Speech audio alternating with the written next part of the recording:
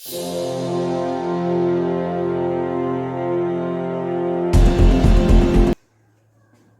kesempatan pagi ini terhadir bersama kita Bapak Prabowo Hadi Saputro MPD yang akan menyampaikan modul 1.4 budaya positif. Mari kita buka acara pagi hari ini dengan bacaan bersama basmalah. Bismillahirrahmanirrahim. Untuk selanjutnya kepada Bapak Prabowo Hadi Saputro MPD kami persilakan waktu selanjutnya.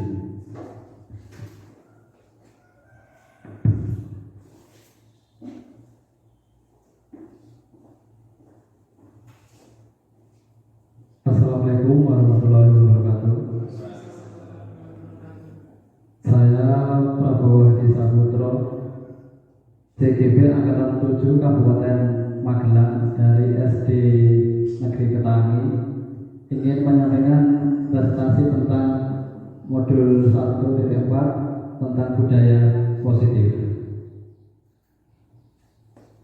Modul budaya positif terdiri dari perubahan paradigma belajar, disiplin positif, motivasi diri manusia, kebutuhan manusia, posisi kontrol restitusi, keyakinan kelas, dan segitiga restitusi.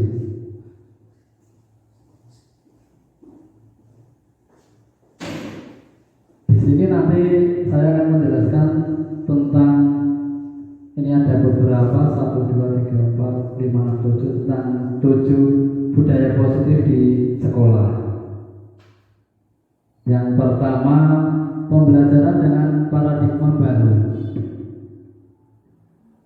Pembelajaran paradigma baru merupakan pembelajaran yang berorientasi pada penguatan kompetensi dan pengembangan karakter yang sesuai dengan nilai-nilai Pancasila. Pembelajaran paradigma baru memastikan praktik pembelajaran yang berpusat pada murid, yang mana setiap murid belajar sesuai dengan kebutuhan dan tahap perkembangannya. Jadi siswa di sini itu kita pembelajarannya berpusat pada murid, jadi sesuai dengan profil pelajaran Pancasila. Di sini ada beriman, bertakwa kepada Tuhan Yang Maha Esa dan berakhlak mulia. Selanjutnya beretika global, gotong royong, kreatif, benar kritis, dan mandiri. Jadi di sini seperti kesatuan, jadi berbentuk lingkaran. Jadi semuanya saling berkoordinasi untuk menjadikan profil pelajar Pancasila. Apakah makna disiplin? Yang pertama, disiplin berasal dari bahasa Latin disciplina yang artinya belajar. Yang kedua, disiplin diri membuat orang menggali potensinya menuju sebuah tujuan apa yang dihargai. Jadi sebuah disiplin ada yang diharapkan untuk tujuan tertentu. Contohnya kalau disiplin masuk ke dalam kelas, jadi tujuannya siswa itu biar tertib, ada keinginan untuk masuk kelas sesuai jam tersebut. Yang selanjutnya dalam budaya kita, makna kata disiplin telah berubah menjadi sesuatu yang dilakukan seseorang pada orang lain untuk mendapat kepatuhan. Kecenderungan umum adalah menghubungkan kata disiplin dengan ketidaknyamanan, bukan dengan apa yang kita hargai atau pencapaian suatu tujuan yang mulia. Di sini dijelaskan kecenderungan umum menghubungkan dengan ketidaknyamanan. Contohnya, anak malas-malas ke sekolah, bangun kesiangan. Jadi dengan adanya disiplin, anak-anak seolah tidak nyaman karena biasanya bangun siang, terus ada kedisiplinan tersebut. Di sini Bapak Pendidikan kita Ki Hajar Dewantoro menyatakan bahwa di mana ada kemerdekaan, disitulah harus ada disiplin yang kuat. Sesungguhnya pun Disiplin bersifat self-disiplin, yaitu kita sendiri yang mewajibkan kita dengan sekeras-kerasnya.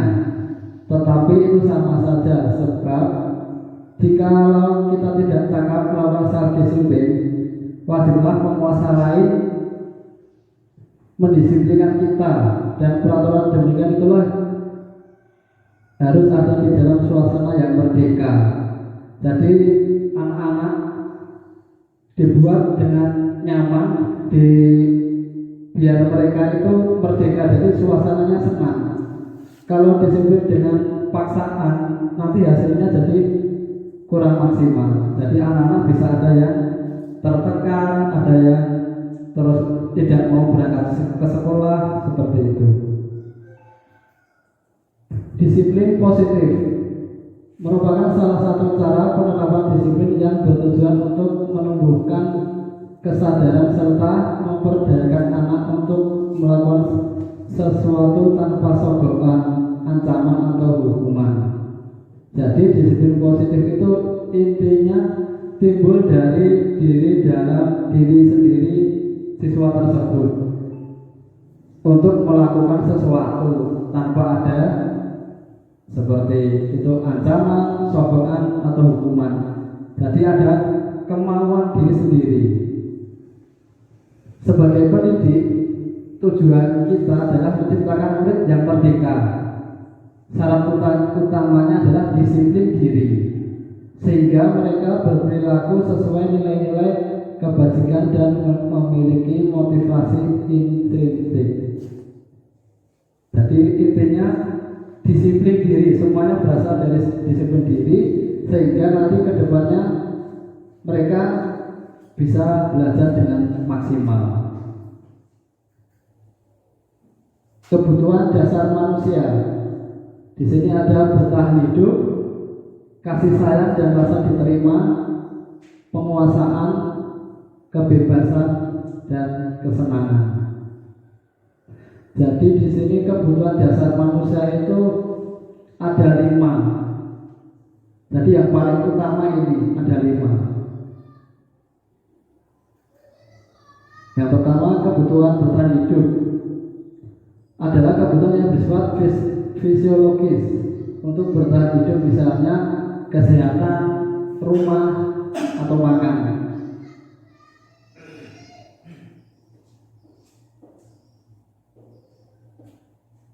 Jadi ini yang utama, bertahan hidup. Kalau tidak sehat, nanti juga tidak bisa melakukan aktivitas kesehari-hari.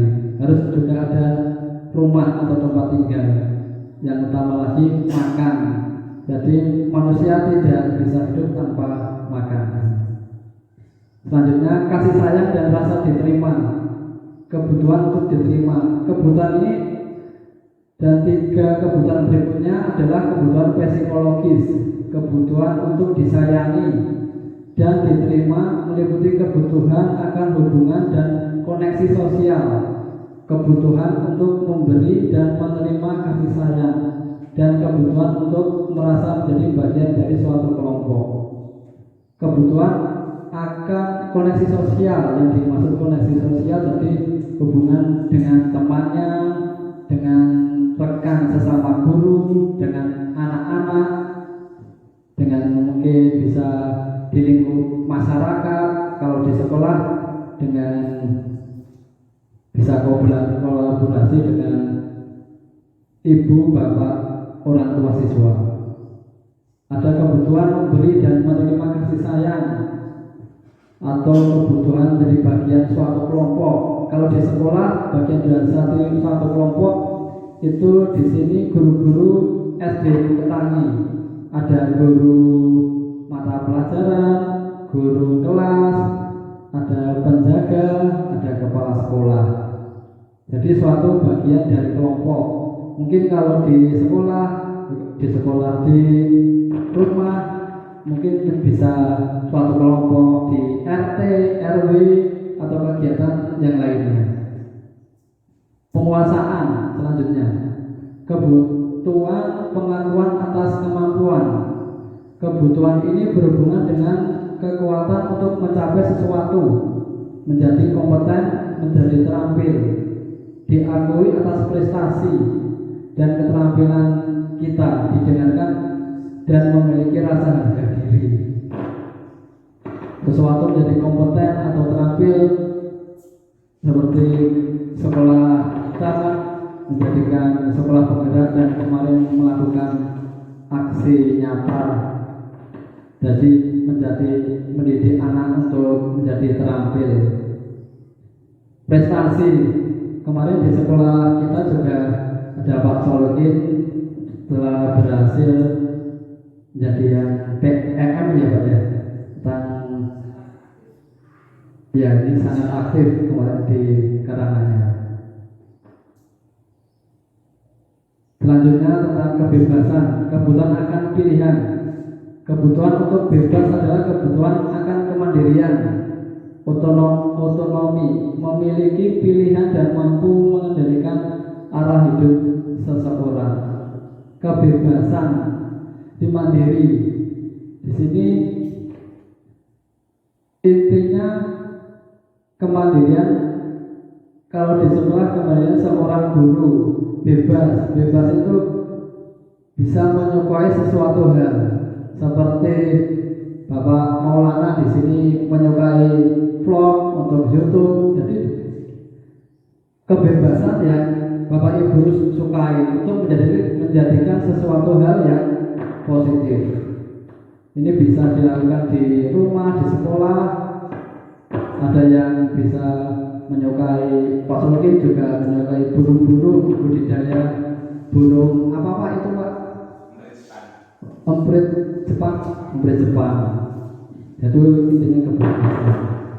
Selanjutnya kesenangan, kebutuhan untuk merasa senang. Kebutuhan akan kesenangan adalah kebutuhan untuk mencari kesenangan bermain dan tertawa. Jadi intinya bermain-main.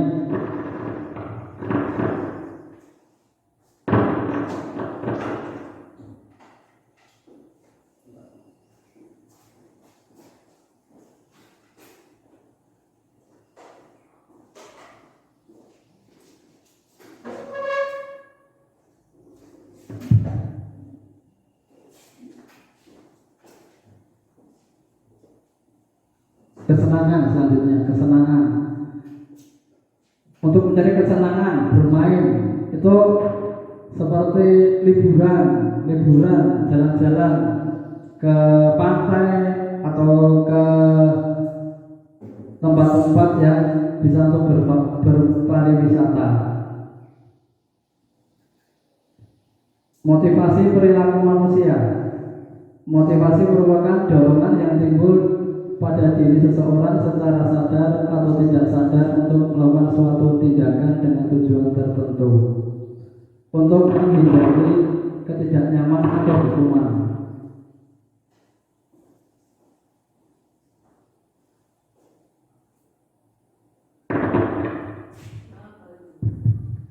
Murid melakukan disiplin diri karena takut dihukum. Ini adalah tingkat terendah dari motivasi perilaku manusia. Jadi murid melakukan disiplin takut dihukum itu maksudnya seperti disiplin masuk ke kelas jam tertentu, contohnya jam 7, itu berusaha melakukan sebaik mungkin berangkat pagi, karena kalau tidak tertib takut dihukum bapak ibu guru.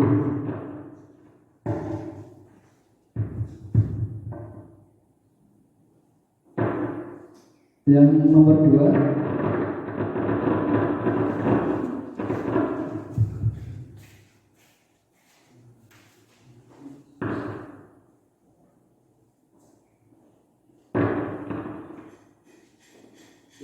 yang kedua, untuk mendapatkan imbalan atau dari orang lain. Murid melakukan disiplin diri karena menginginkan imbalan. motivasi ini satu tingkat lebih di atas motivasi yang pertama. Jadi murid karena disiplin pengen dapat imbalan, contohnya bisa kelas 1 dapat bintang atau imbalan dari guru. Contohnya mungkin kalau siapa yang bisa tertib masuk sekolah sebelum jam 7 dapat nilai bagus, bisa dapat bintang. Kalau kelas 1 biasanya bintang, kalau kelas tinggi mungkin dapat nilai. Melawan disiplin karena timbul dari dalam diri sendiri. Itu motivasi yang bisa membangkitkan disiplin positif. Jadi di sini guru tidak usah ibarat memaksa, anak sudah ada motivasi yang membuat disiplin positif tersebut.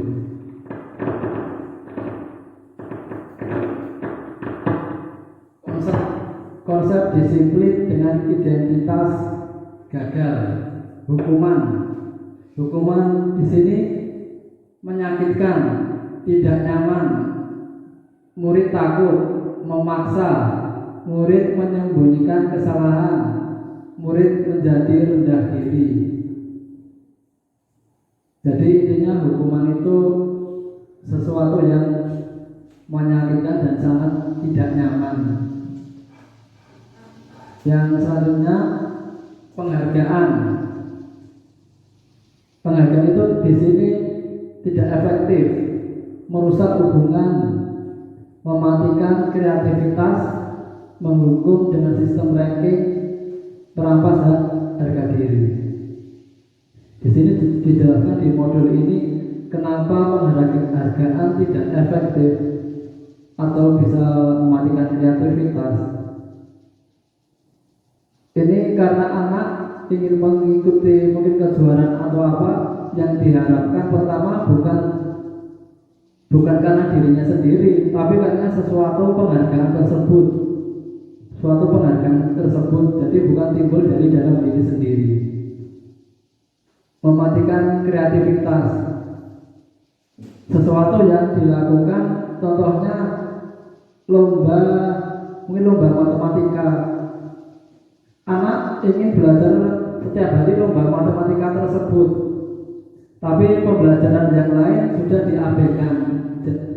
Jadi kedepannya anak bisa pintar matematika, tapi untuk pembelajaran yang lain, kegiatan yang lain, itu anak tidak bisa. Di sini juga yang dimaksud mematikan kreativitas tersebut.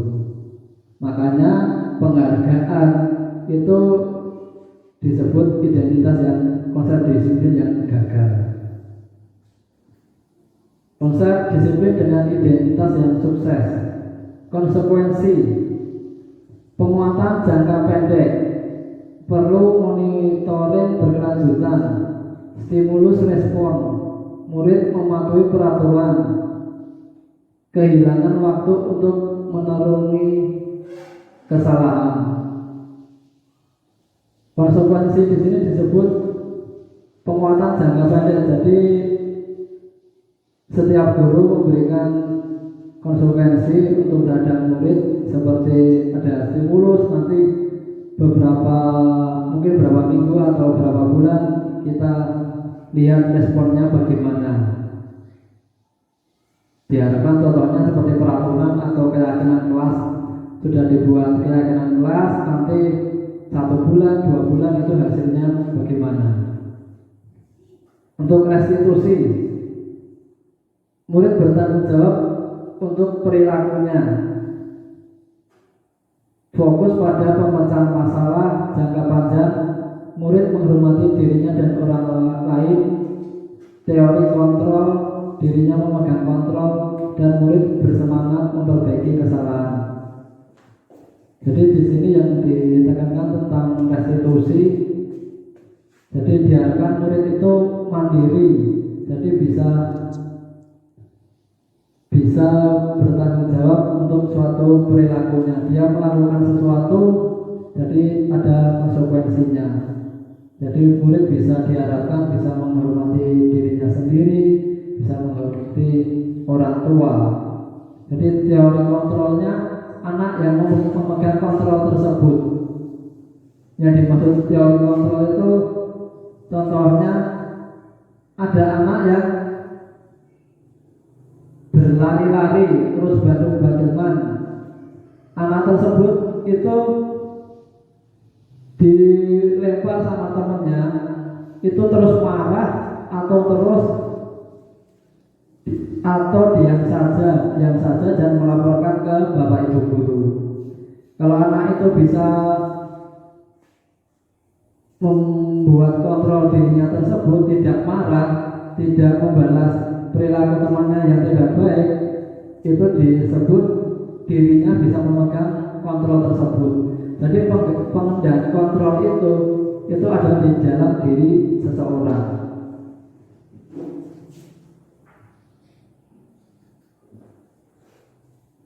Pendekatan restitusi. Restitusi adalah proses menciptakan kondisi bagi murid untuk memperbaiki kesalahan mereka, sehingga mereka bisa kembali kepada kelompok mereka dengan karakter yang lebih kuat. Ciri-ciri restitusi bukan untuk menebus kesalahan, namun untuk belajar dari kesalahan.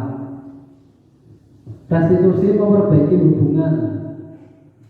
Restitusi adalah tawaran bukan paksaan. Restitusi menuntut untuk melihat ke dalam diri. Restitusi mencari kebutuhan dasar yang mendasari tindakan. Restitusi diri adalah cara yang paling baik. Restitusi fokus pada karakter bukan tindakan. Restitusi menguatkan. Restitusi fokus pada solusi. Yang terakhir, restitusi mengembalikan murid yang berbuat salah pada kelompoknya. Contoh ini yang perbedaan contoh kasus yang tidak mengerjakan PR. Hukuman. Guru menghukum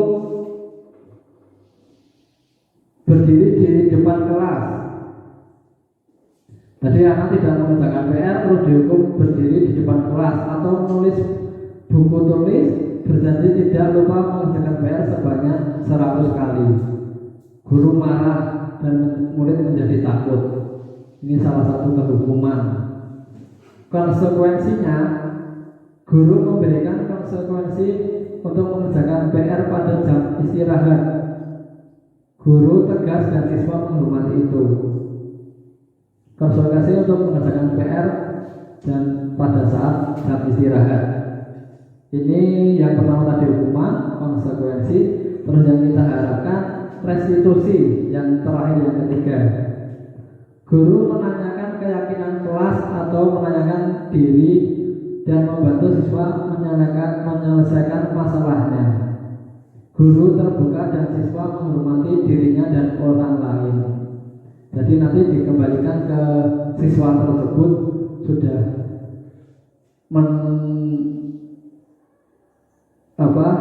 keyakinan kelasnya bagaimana. Di sini di kelas 4 sudah ada keyakinan kelas 4. Ini ada 7 aspek di sini. Ini di sini ada yang pertama berangkat tepat waktu, kedua buang sampah pada tempatnya, ketiga tidak membuli, keempat saling tolong menolong, kelima piket sesuai jadwal, keenam menjaga kebersihan kelas, ketujuh tidak boleh bercanda saat pelajaran. Jadi anak nanti kita tanyakan keyakinan kelasnya bagaimana. Terus dilihat nanti dalam 1 bulan atau 2 bulan keyakinan kelasnya sudah membaik atau belum. Maksudnya membaik, sudah ke terencana dan terlaksana belum dalam kelas tersebut. Nanti kalau sudah terlaksana ada yang kurang tepat, mungkin ada tambahan, nanti dikoreksi lagi, bisa ditambah dan bisa dikurangi, seperti itu.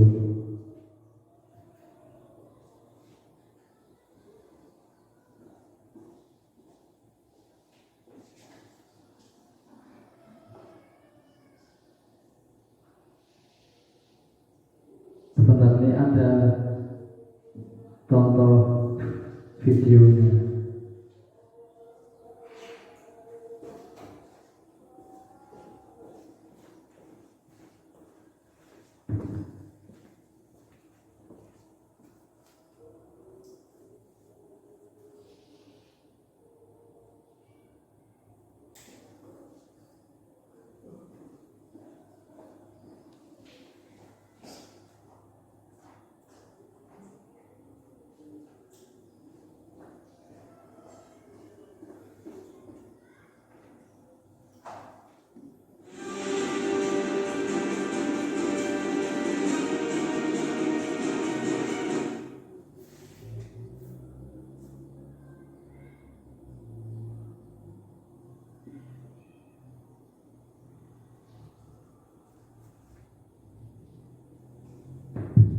Di sini ada contoh kasus bilang sering tidur di sekolah.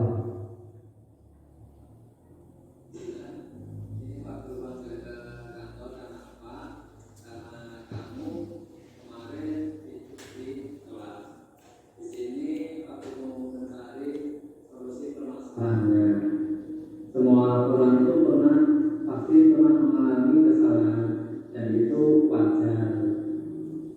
Selanjutnya, kenapa melakukan itu? Kenapa alasannya? Kenapa? Main game sampai larut malam. Main game sampai larut malam. Kamu melakukan apa itu? Main game. Main game. Main game apa? ML. Oh, Mobile Legends itu. Oh, ya. Kamu tahu keyakinan kelas? Tahu. Apa keyakinannya? Mengikuti tata tertib di sekolah. Oh ya, untuk kedepannya kamu ingin bagaimana? Menjadi orang sukses dan bertanggung jawab. Nah, itu bagus sekali untuk menjadi orang yang sukses dan bertanggung jawab. Besok kedepannya tidak boleh tidur di. Nah, seperti itu ya kan, kamu harus rajin juga, rajin dan harus menjadi bertanggung jawab. Tidak boleh tidur di kelas. Ya, terima kasih. Sekarang bisa kembali ke kelas lagi.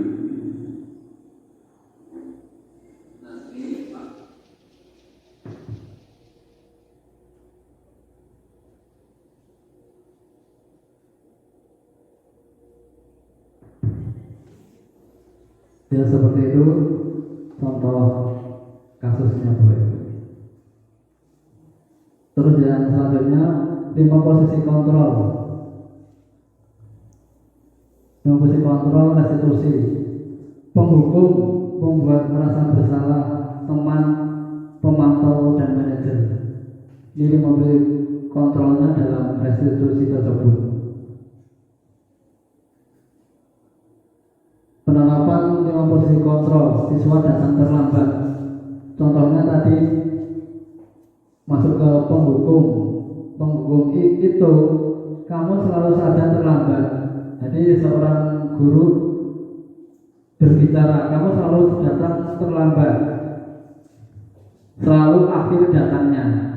Itu penghukum. Nanti siswa diberi hukuman. Pembuat merasa bersalah. Kamu bagaimana ya?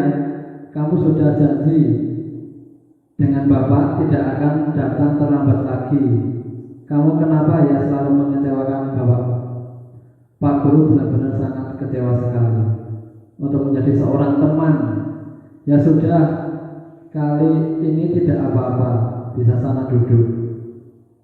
Pemantau, peraturannya apa? Apa yang telah kamu lakukan? Atau sanksi atau konsekuensinya apa? Yang terakhir, manajer.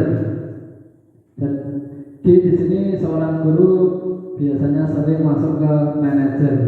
Apa kamu tahu kesalahanmu? Bagaimana kamu akan memperbaiki kesalahan ini? Jadi di sini 5 posisi kontrol ini, kalau dalam kasus apapun itu siswa, contohnya siswa datang terlambat, guru kebanyakan atau yang tepat apa yang telah kamu lakukan, atau sanksi atau konsekuensinya apa? Yang terakhir, manajer. Dan di sini seorang guru biasanya sering masuk ke manajer. Apa kamu tahu kesalahanmu? Bagaimana kamu akan memperbaiki kesalahan ini? Jadi di sini 5 posisi kontrol ini, kalau dalam kasus apapun itu siswa, contohnya siswa datang terlambat, guru kebanyakan atau yang tepat itu masuk ke manajer. Jadi sebagai penentu di akhir atau di atas kesalahan tersebut. Keyakinan kelas, ini selanjutnya keyakinan kelas. Membuat keyakinan kelas. Pembentukan keyakinan kelas. Yang pertama, keyakinan kelas bersifat lebih abstrak daripada peraturan yang lebih rinci dan konkret. Keyakinan kelas berupa pertanyaan-pertanyaan universal. Pertanyaan keyakinan kelas senantiasa dibuat dalam bentuk sesuatu yang lebih positif. Keyakinan kelas hendaknya tidak terlalu banyak sehingga mudah diingat dan dipahami oleh semua warga kelas. Keyakinan kelas sebaiknya sesuatu yang dapat diterapkan di lingkungan tersebut. Semua warga kelas hendaknya ikut berkontribusi dalam pembuatan keyakinan kelas lewat suatu kegiatan. Jadi anak-anak nanti diharapkan semuanya ikut membuat keyakinan kelas tersebut. Bersedia meninjau kembali keyakinan kelas dari waktu ke waktu. Nanti keyakinan kelas sudah ada, nanti bisa ditinjau dari waktu ke waktu.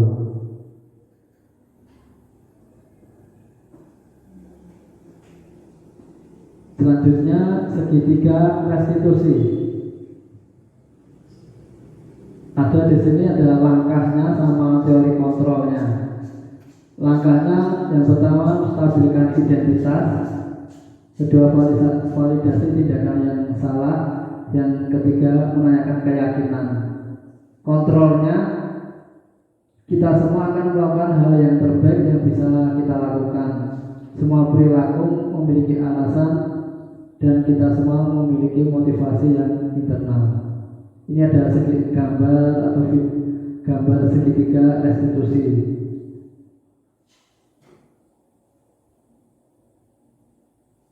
Ini contohnya validasi tindakan yang salah itu.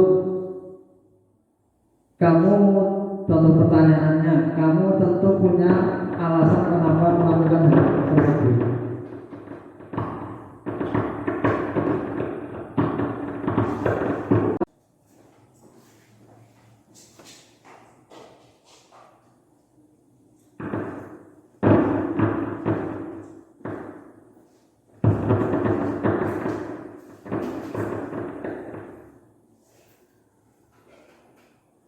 Selanjutnya yang validasi, apa cara yang lebih efektif untuk mendapatkan apa yang kamu butuhkan.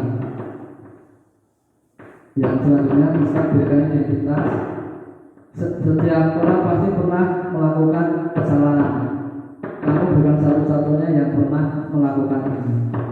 Yang terakhir itu menanyakan keyakinan. Keyakinan kelas apa yang telah dikati. Ingin menjadi orang yang seperti apa. Jadi ini di segitiga restitusi ini harus diterapkan dengan urutan seperti itu, tidak bisa dibalik. Jadi nanti kedepannya anak menjadi lebih baik, tidak malah mengulangi kesalahan tersebut. Dalam penerapan disiplin positif, hendaknya memiliki kepribadian profesional dan sosial yang baik, di mana guru mampu berefleksi posisi kontrolnya sebagai mana perjalanan dirinya sebagai seorang among atau posisi manajer yang menentukan murid-murid menjadi insan yang mandiri, merdeka, dan bertanggung jawab. Nah, ini sekian presentasi dari saya.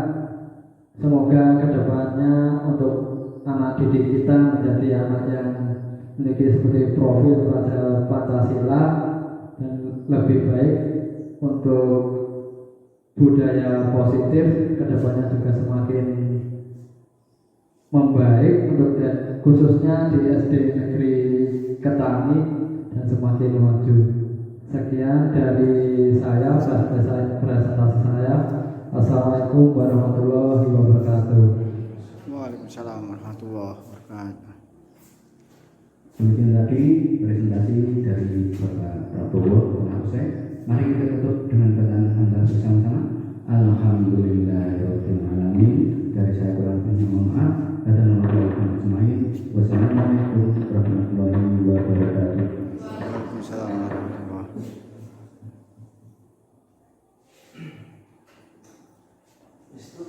Assalamualaikum warahmatullahi wabarakatuh.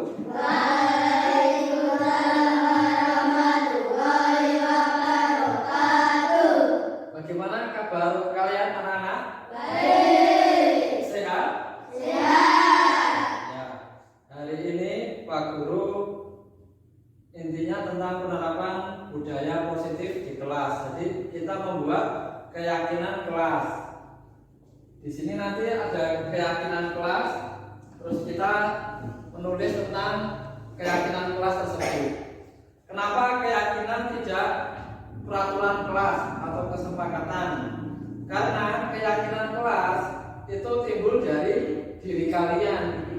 Kalau peraturan itu sifatnya bisa harus mentaati peraturan, jadi ada tekanan atau sesuatu hal yang tidak kalian sukai. Jadi kita membuat keyakinan kelas.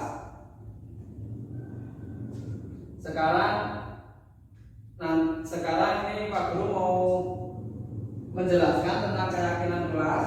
Keyakinan kelas nanti kalian satu anak menulis dua keyakinan tentang budaya positif ya. Nah, ini pakai note. Jadi kalian menulis yang dari diri kalian sendiri ditulis satu ditulis di sini, dua selanjutnya di sini. Jadi nanti kita tempel di papan tulis masing-masing. Ada yang mau ditanyakan?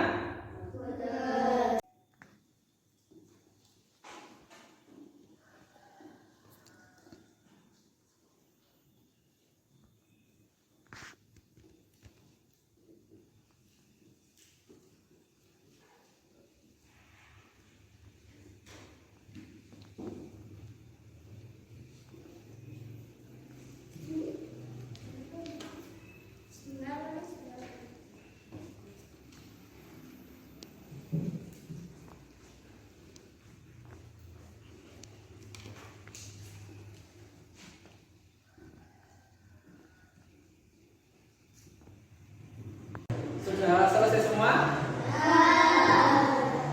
Belum ya, ditunggu dulu, ada verify belum? Ditunggu sebentar. Kalita sudah belum? Ya. Gak usah digulung, nanti nggak lurus di sana. Gak usah digulung.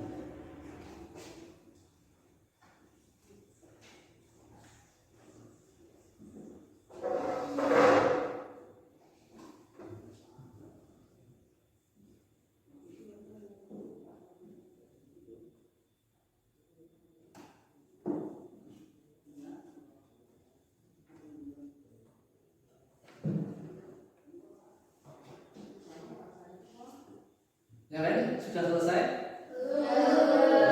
Ini verify masih belum, ditunggu sebentar.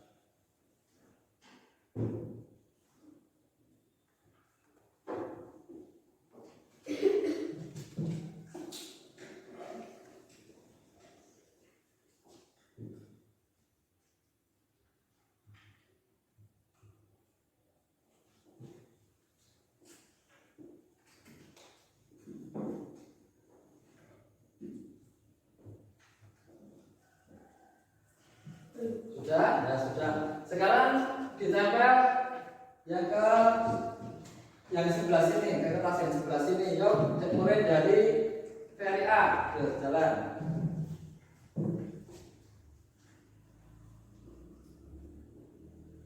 Ayo si Maula, nempel.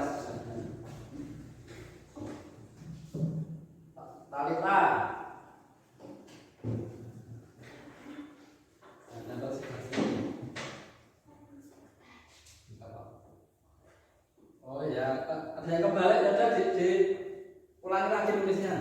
Sekarang itu maju mas, itu mas.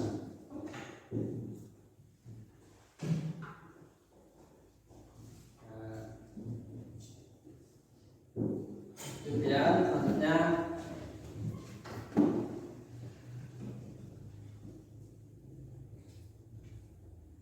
selanjutnya kembali B.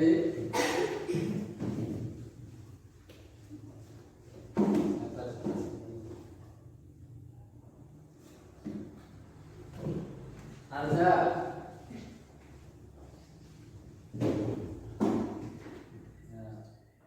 itu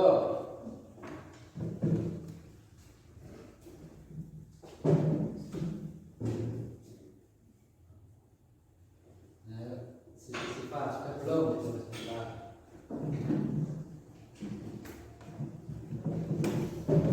Tadi terbalik soalnya ya, nggak apa-apa.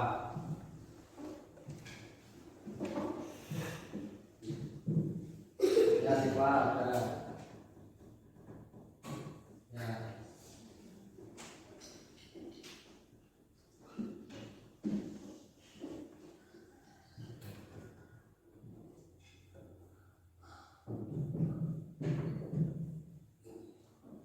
Sekarang kita membuat keyakinan nanti ditulis di sini. Satu ya, saya Pak Guru cek. Berangkat tepat waktu.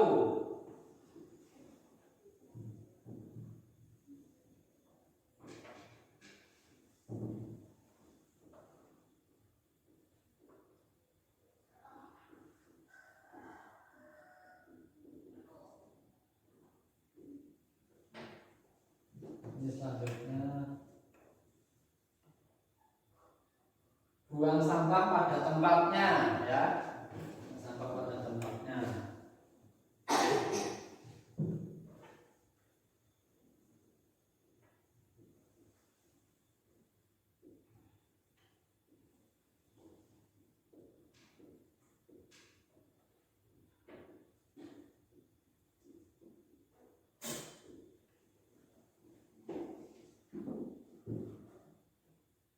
Ini kalau ada yang sama itu Pak Guru nulisnya tetap satu. Contohnya ada yang sama nanti tetap satu ya.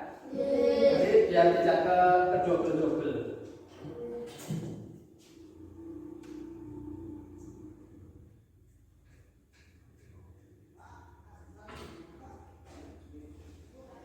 Tidak membuli.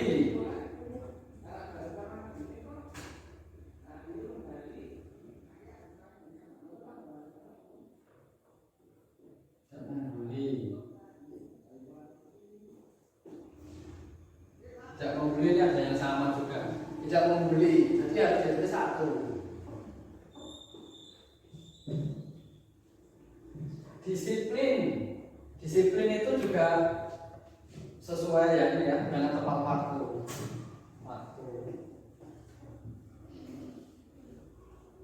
Membuang sampah pada tempatnya sudah ada. Saling menolong sesama teman, jadi saling tolong menolong.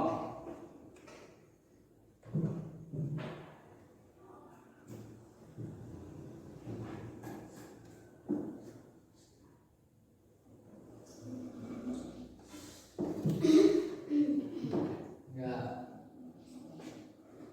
Melaksanakan piket sesuai jadwal. Ya, jadi harus sesuai jadwal.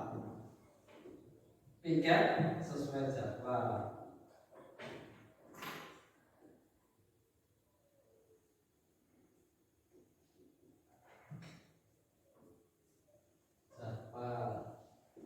Ini ada lagi disiplin, ada lagi tolong menolong, ada lagi tetap ditulis satu. menjaga kebersihan kelas. Jadi kelasnya harus tetap bersih. Menjaga kebersihan kelas.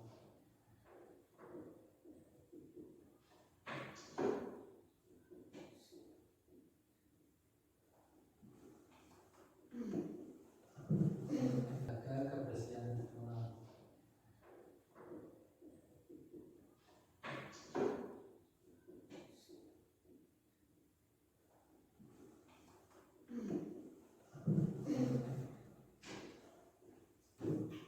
Kebersihan kelas. Ini ada lagi membuang sampah pada tempatnya. Ini sudah ada. Tidak boleh bercanda di waktu belajar atau waktu pelajaran.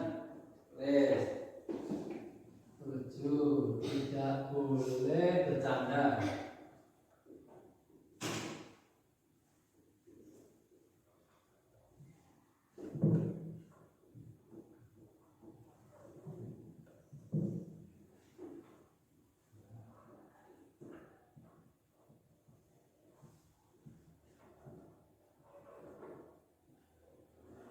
Pelajaran.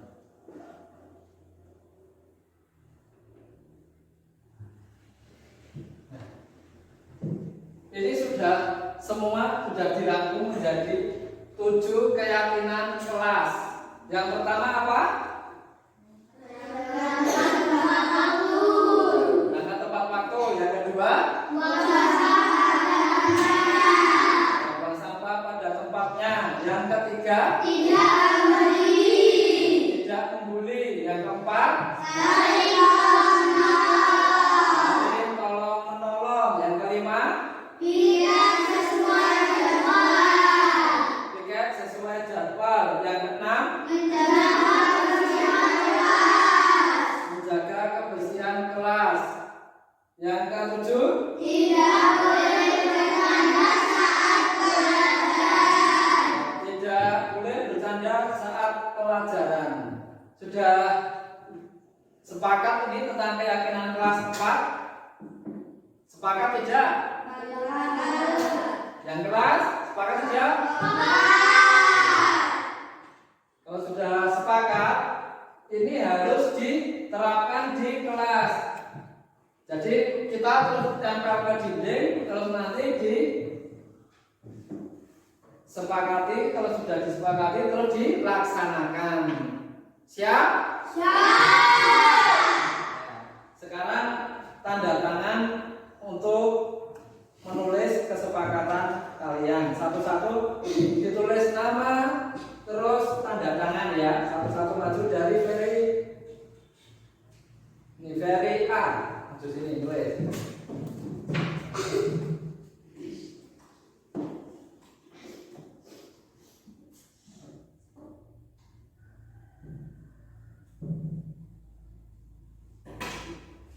Namanya dulu kan, namanya sini, nama. Ya, nama.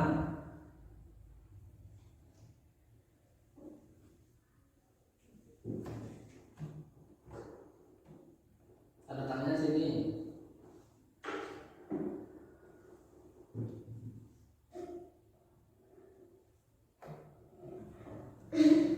Tuh yang kedua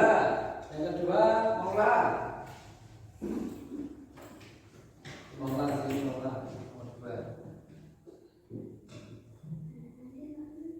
Nama dulu nama.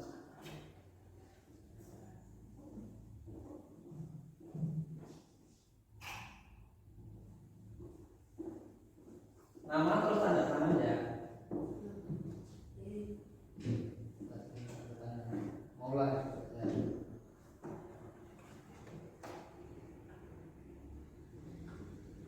Yang selanjutnya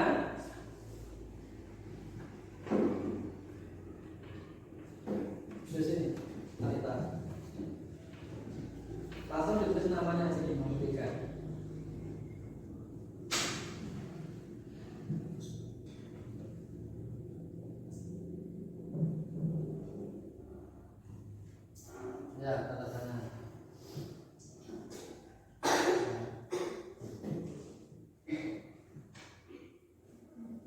terus sifat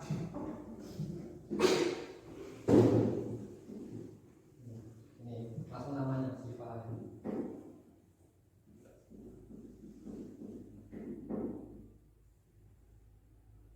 Nah, terus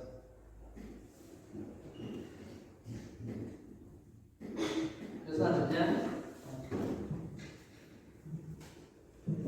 Rizki. Tanda tangan sini. Selanjutnya Bian.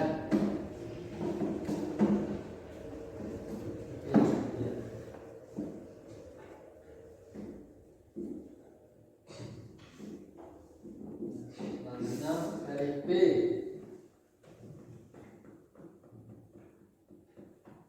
Dari B.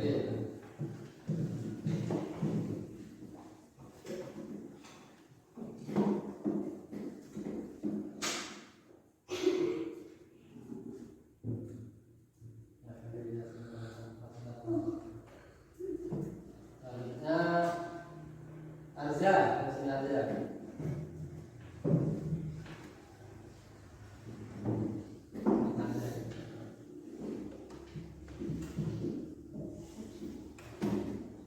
Terakhir itu, sini itu maju. Sini itu. Itu.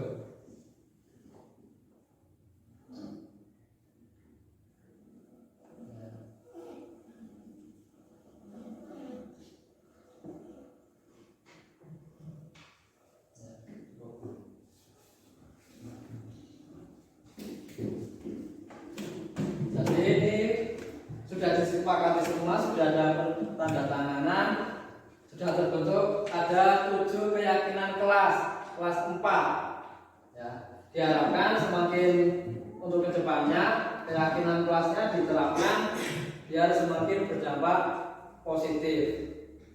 Dari Pak Guru cukup sekian. Wassalamualaikum warahmatullahi wabarakatuh.